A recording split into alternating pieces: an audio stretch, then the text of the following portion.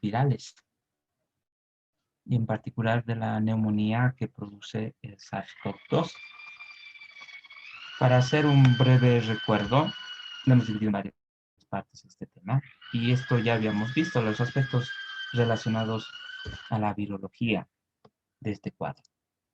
Entonces, bueno, habíamos visto de que como ya ustedes lo deben conocer, es un ARN,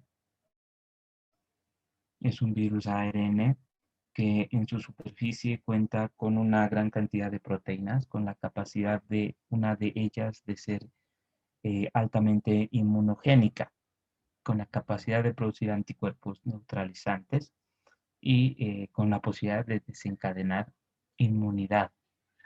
Entonces, esta es la base con la cual se está produciendo varias vacunas, ¿sí? La proteína S de este coronavirus. Al mismo tiempo, estas proteínas cumplen diferentes funciones y habíamos visto que la proteína S es tan importante que es aquella que permite el ingreso de este virus dentro de las células, gracias a la presencia de receptores que son los receptores de la enzima convertidora de angiotensina. Estos receptores son similares a los que tenía o los que tiene el SARS-CoV, que habíamos visto que era un cuadro igual viral del 2003, autolimitado, que no había causado tanto daño, pero es un cuadro similar.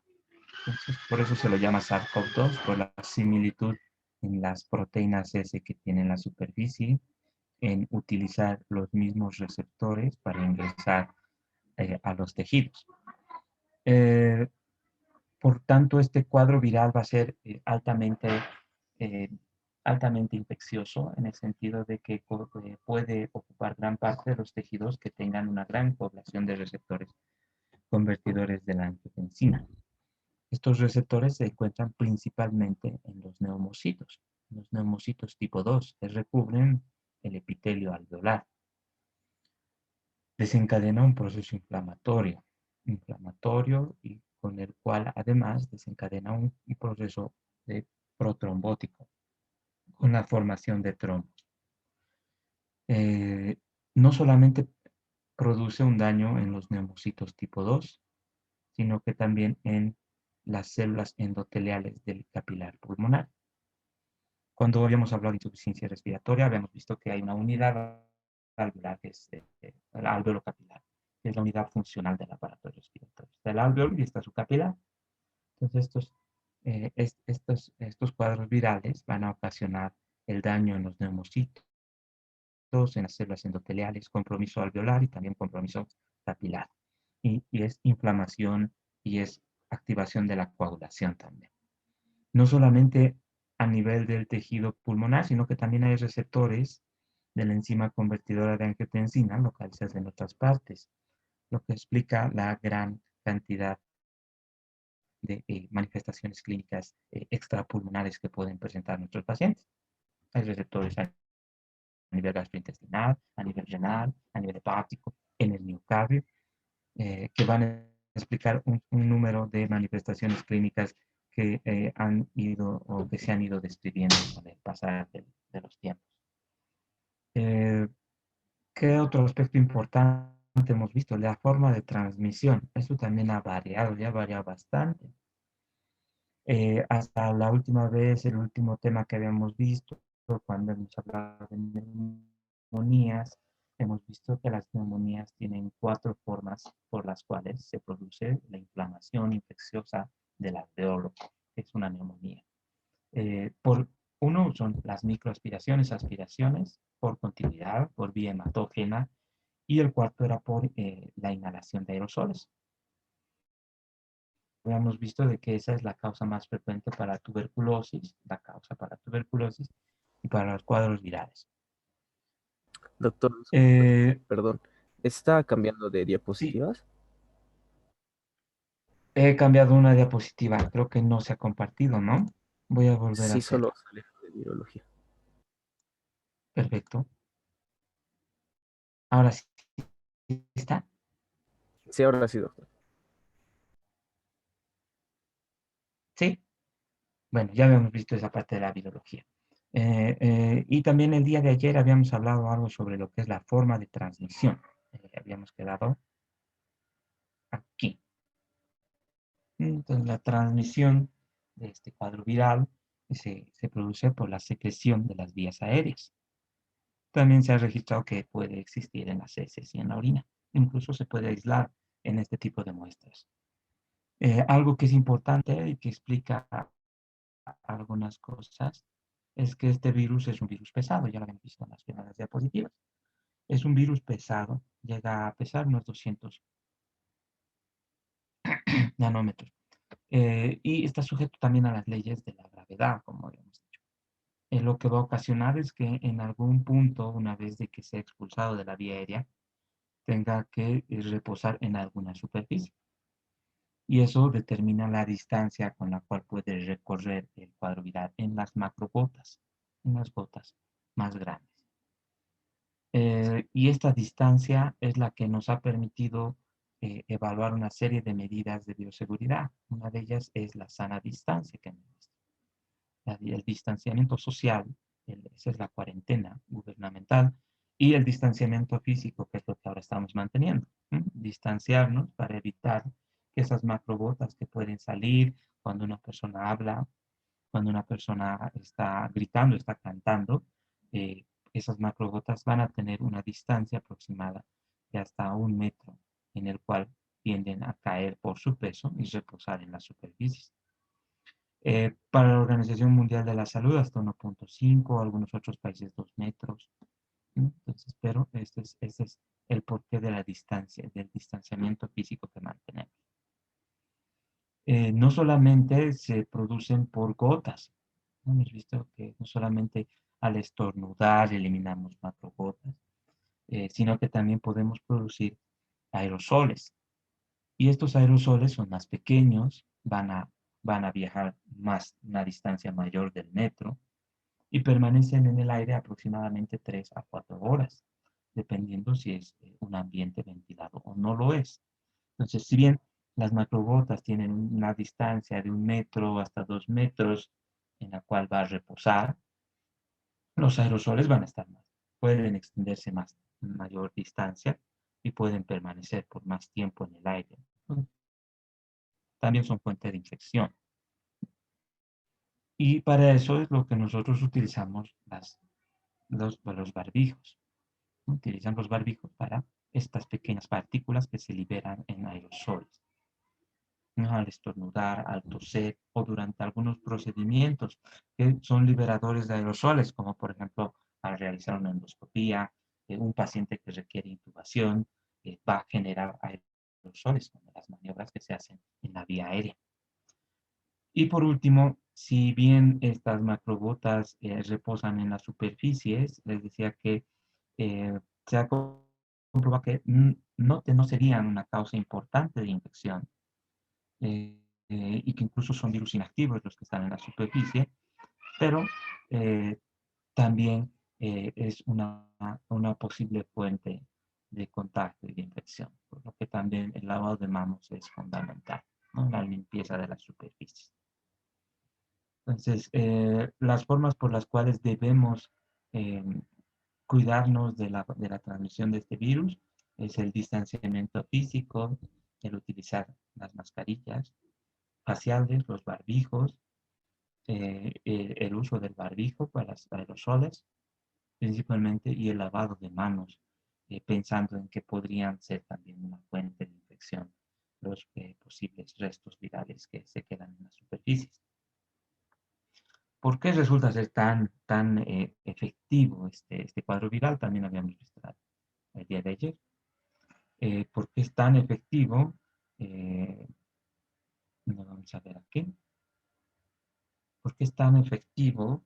Y no lo fue así el SARS-CoV ni el MERS-CoV, porque habíamos visto que estos dos últimos, el SARS-CoV y el MERS-CoV, tenían una replicación viral preferentemente en las células del aparato respiratorio inferior, cosa que no ocurre con el SARS-CoV-2, que es un virus que va a tener una gran carga viral a nivel de lo que es la vía aérea superior y E incluso en los primeros 2 o 3 días de que un paciente esté asintomático, antes de los síntomas, la replicación viral es tan abundante que facilita su liberación a nuestro entorno.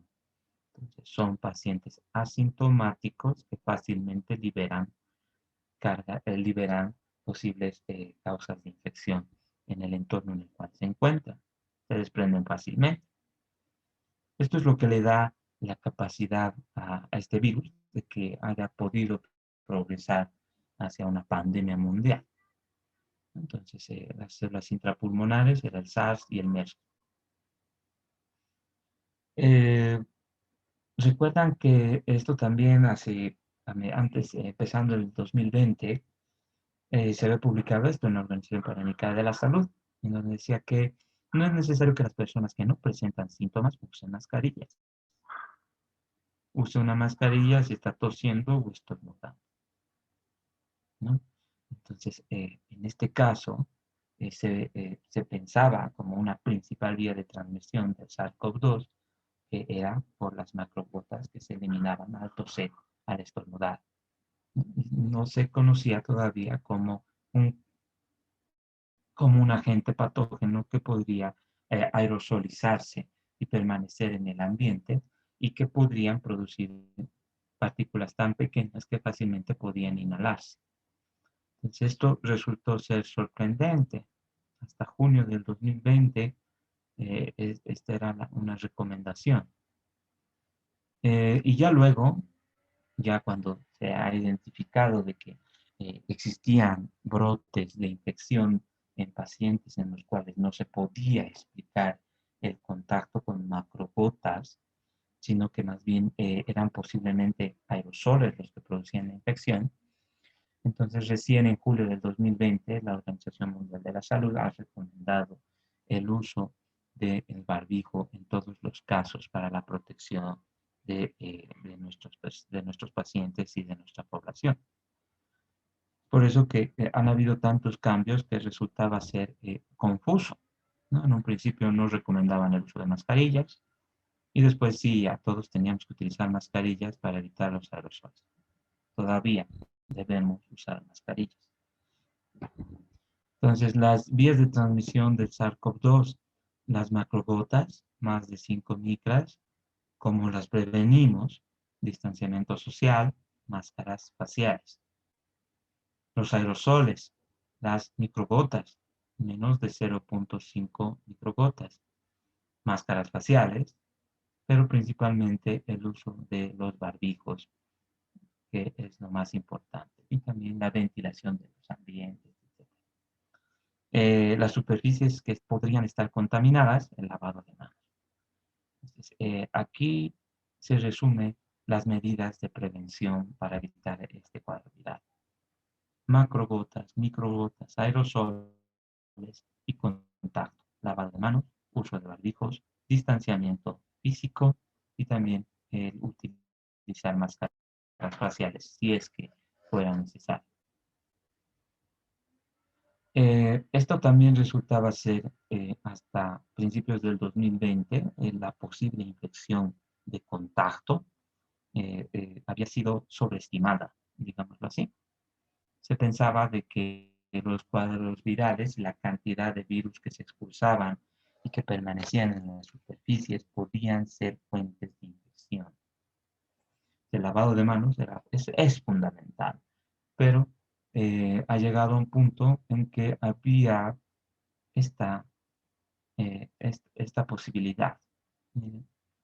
Yo en mediados del 2020 me sorprendí a ver de que había este lema, manos izquierdas, surtos voluntarios. Y esto es lo que en algunos países en Europa se había hecho. El utilizar preferentemente la mano izquierda para tocar ciertas superficies, especialmente el personal de salud, con la finalidad de que la mano derecha, que es la que con la cual nos arreglamos el barbijo, los lentes, etcétera, no tenga el contacto como normalmente lo hubiera hecho. Entonces, eh, eran varios hospitales que trataban de mantener ese aspecto, ¿no? De tratar de priorizar el uso de la mano izquierda para evitar que con la mano derecha lográbamos contaminar las fosas nasales, los globos oculares y causarnos una infección. En entornos reales, lo que les decía, los niveles del ARN viral son más bajos de lo que se pensaba. Es posible solo en casos de contacto, pero casos de contacto cortos, dentro de 1 a 2 horas, que pueda permanecer la secreción con ese inóculo viral que pueda causar la infección. Pero siempre es necesario el lavado de manos. Entonces aquí tenemos la transmisión directa, macrogotas, aerosoles, las superficies, 1 metro macrogotas, 8 o 10 metros los aerosoles, dependiendo cuál ha sido la causa por la cual formaron aerosoles. El estornudar, el gritar, van a causar aerosolización en mayor distancia. Y también las superficies, ¿no? Las superficies. Y la posibilidad de que nos podamos contaminar y tener un punto de infección por el contacto con la mano y superficies infectadas, contaminadas. Eh, Resulta ser grave este cuadro viral. La tasa de ataque eh, aumenta con la gravedad de los casos. Eso quiere decir de que los casos asintomáticos tienen un menor porcentaje de ser posibles agentes de transmisión, posibles eh, propagadores de la enfermedad. A medida que el cuadro se vuelve sintomático, el porcentaje va aumentando, siendo los casos severos la causa por la cual existe un mayor contagio con las personas que se encuentran en su entorno. Esto y también muchos otros factores pueden interferir, pero esto nos ha llegado a explicar algunos aspectos, como el hecho de que pacientes graves que se han internado en terapia intensiva, eh, dentro de la familia, siempre han tenido contactos positivos. Incluso hemos tenido pacientes graves internados uno al lado del otro, siendo familiares, un papá con un hijo. Entonces eso ha ocasionado, esto explica ese aspecto, ¿no? Que los cuadros graves son los que producen mayores contagios. Los niños menores de 10 años parecen ser los menos susceptibles. Creo que a pesar de eso, ahora se está viendo a una mayor tendencia de identificar a estos pacientitos, pero en una etapa más avanzada. Ellos hacen un cuadro más inflamatorio, tardío, también muy grave, es muy grave. Pero por encima de las 4 o 5 semanas de haber pasado el cuadro viral. La cuarentena. La cuarentena, ¿por qué es necesario mantener o hacer cuarentena? ¿Por qué nuestros pacientes diagnosticados los aislamos? ¿Y por qué 14 días? ¿Por qué no 10, 7, 20 días? La cuarentena es de 14, 15 días, dependiendo de la institución, dependiendo a que el virus, al ser un virus RNA, tiene una corta permanencia en el cuerpo. Como vamos a ver más adelante, el SARS-CoV-2 produce el daño tan severo y la mortalidad por la respuesta de nuestro organismo, no tanto así por el cuadro viral. Entonces, este virus, RNA, es autolimitado incluso en el cuerpo humano y tiene un promedio de permanencia corto, hasta 14 días aproximadamente. Es el tiempo en el que se autolimita. Pero, ¿qué es lo que va a ocurrir en estos casos? Es por eso que, si se han dado cuenta, la cuarentena a inicios daban, incluso sin tener los laboratorios, daban una baja de 14 días. ¿Por qué eran los 14 días? Porque hacer un virus RNA es el tiempo que normalmente tarda ese paciente en eliminar y a no ser productor de nuevas fuentes de infección. Han habido ciertas controversias, porque si nos damos cuenta, la PCR, que es la forma fundamental de diagnosticar esta infección viral, puede permanecer positiva por encima de los 14 días. En un principio, eso pensamos de que era porque el virus todavía estaba y podía causar más infecciones. Ahora, esa permanencia es de restos virales y la mayoría de los casos son restos virales que no van a causar infección. Es por eso que ahora ya no es necesario pedirle una PCR al paciente que ha enfermado para que se reincorpore al trabajo, porque ya sabemos que es un virus RNA que dura 14 días y se autolimita. La PCR puede seguir saliendo positiva, no representa una infección que pueda causar a otros pacientes más contacto. Ese es el porqué de los 14 días y el porqué de la PCR ya no es fundamental para que un paciente se reincorpore en sus actividades. ¿Por qué es tan eficiente este patógeno? ¿Por qué es tan eficiente? Ya hemos hablado de eso en algunos aspectos, ¿no? Es eficiente porque generalmente al ser asintomático facilita que se pueda diseminar. Es eficiente porque se multiplica en gran cantidad en la vía aérea superior y eso facilita que con las secreciones lo podamos expulsar. Y eso ha ocasionado de que la eficiencia de este cuadro viral se pueda determinar mediante algo que se llama el RSER, que es el ritmo básico de reproducción, que son los casos nuevos que genera un caso dado a lo largo del periodo de infección que supuestamente son esos 14 días. Principalmente es el quinto o el séptimo día.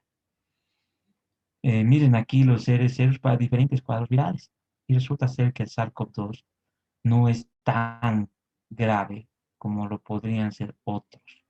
Miren aquí el sarampión de 12 a 18 puede contagiar 12 a 18 casos nuevos durante el periodo de infección. La varicela también. Comparemos con lo que es la influenza. Aquí la influenza H1N1, 1.4 a 1.6. Y tenemos aquí el SARS-2 a 5 y el COVID-19 de 1.4 a 3.9. Entonces, a pesar de que es altamente eficiente, hay cuadros virales que lo son más aún, como el sarampión. El sarampión contagiaba inmediatamente, al igual que lo hace la varicela. Tiene una alta eficiencia de 2.2 a 2.95 de nuevos contagios durante todo ese lapso de tiempo en el que ese paciente está infectado y puede contagiar a más personas. Es lo mismo, miren aquí comparando a cuántos pueden contaminar. La rubiola, el sarampión, el SARS, el COVID. Entonces es eficiente, pero en relación a otros cuadros virales que causaban más contagio, ¿no? Los casos, ¿cómo definen los casos? Esto ha variado también con el tiempo, ha variado mucho, porque en un principio se decía que todo paciente con infección respiratoria aguda, sin otra etiología, y que haya tenido una historia de viaje a un país o a un territorio con transmisiones locales en esos 14 días, eran pacientes sospechosos. Esto era a principios de la pandemia, ¿no? Aquel que llega de un país extranjero. Luego, paciente con alguna infección que haya estado en contacto con alguien que se ha confirmado con COVID-19. Un paciente con una infección respiratoria grave y que no tenga una etiología o una etiología identificada. Entonces, ahora hemos cambiado estas definiciones. Lo que en un principio era todo paciente que llega y habíamos cerrado las fronteras y habíamos tratado de evitar de que no venga la gente. Ha cambiado porque ahora resulta que hemos cambiado en las etapas de la pandemia. En estas etapas tenemos primero una fase 1, donde no hay casos, es la primera fase que hemos vivido. La fase 2, habían casos esporádicos, eran importados, no había detección local, venían de otros países, se aislaban, entraban en cuarentena y no contagiaban a otras personas más. La fase 3, ya en esta fase habían conglomerados o grupos de casos que se identificaban por un mismo nexo, habían brotes, ¿no? Ya había una infección local, había un inicial que contagiaba localmente a los que estaban en su entorno. Y la fase 4, que es la que estamos, es la transmisión comunitaria. Eso quiere decir que el virus está en nuestra comunidad. Van a existir brotes, pequeños, más grandes, y van a existir pacientes que incluso no tengan nexo probable. Antes era fundamental encontrar el nexo, ¿no? Era muy importante de dónde llega hasta positivo con algún paciente COVID. No, no, entonces ya se descartaba esa posibilidad. Y ahora ya no lo es. Esto se ha convertido como la gripe, ¿no? Entonces no necesitamos saber si alguien llega de otro país para pensar en una gripe. Y lo mismo está ocurriendo con el COVID-19. Estamos en una fase de transmisión comunitaria. El caso confirmado es aquel que se comprueba por pruebas moleculares, la PCR en tiempo real, el RT-PCR. También se puede diagnosticar por anticuerpos y la detección de antígenos también, que son las tres formas que tenemos ahora para identificar la infección viral. PCR en tiempo real, serología con anticuerpos y antígenos, el antígeno nasal.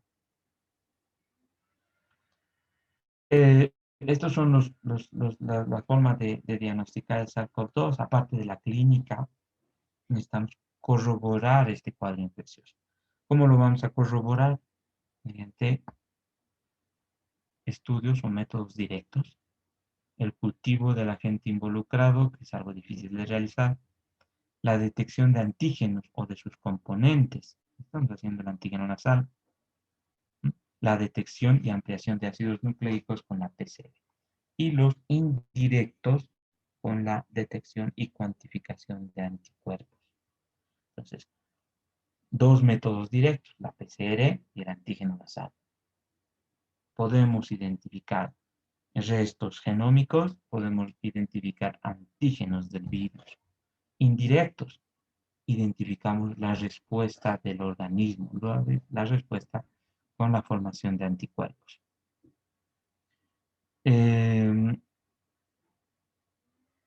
¿Y de qué es importante a quién y cómo vamos a pedir estas pruebas?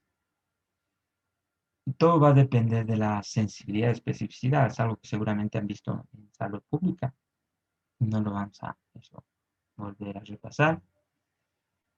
Pero la sensibilidad y especificidad tiene que también estar valorada por lo que es el valor predictivo positivo,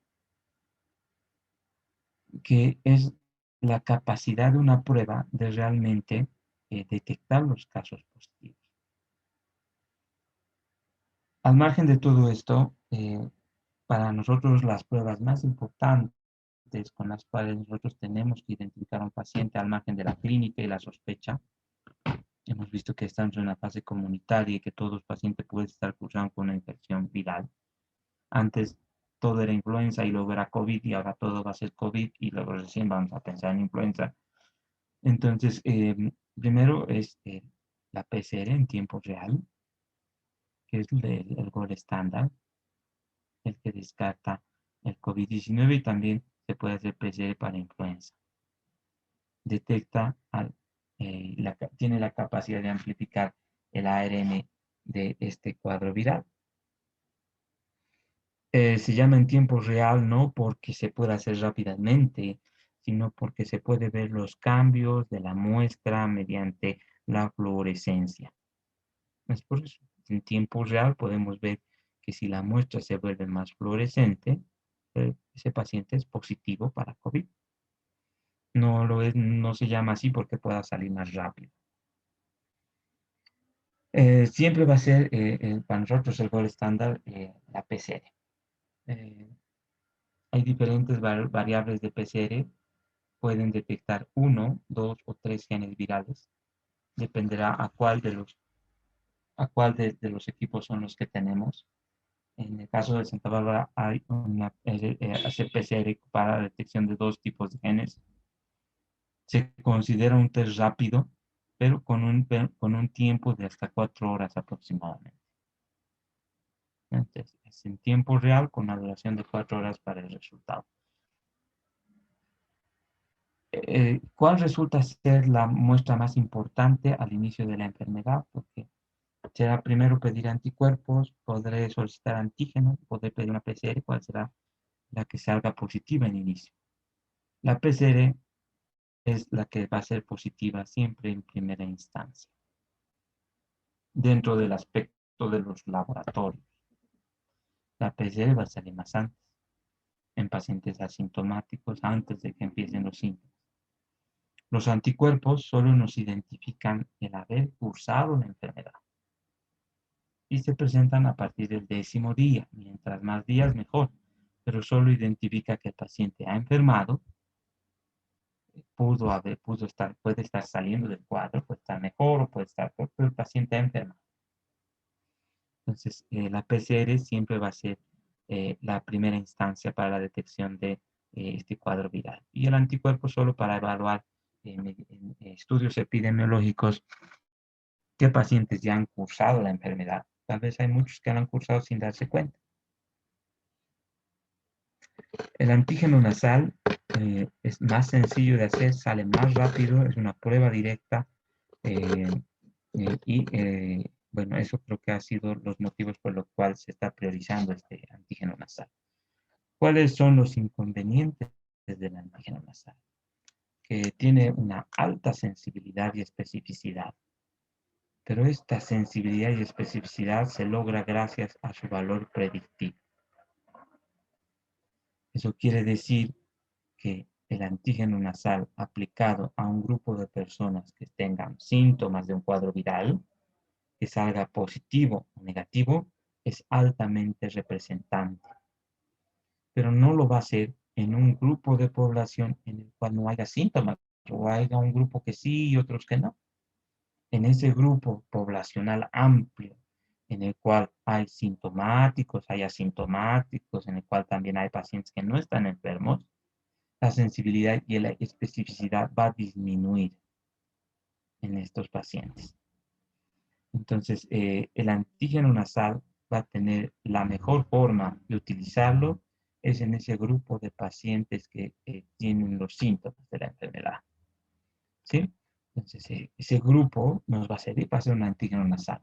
Sale rápido antes que la PCR, lo puedo utilizar. Pero no me va a servir para descartar en grupos poblacionales grandes, porque en esos casos puede salir negativo, puede salir positivo, puede ser un falso positivo, un falso negativo, y siempre tendrá que ser la PCR en tiempo real la que me tenga que verificar si el paciente está sea asintomático o sintomático. Entonces, el antígeno nasal se tiene que saber interpretar. El hecho de que salga negativo no significa de que sea el paciente negativo. Entonces, siempre la PCR es la que va a tener la mayor importancia en la interpretación de estos resultados. Para terminar, los anticuerpos. Mientras más días exista, va a haber mayor respuesta de anticuerpos. Primero IgM, eventualmente IgG. Y va a ir descendiendo igual así.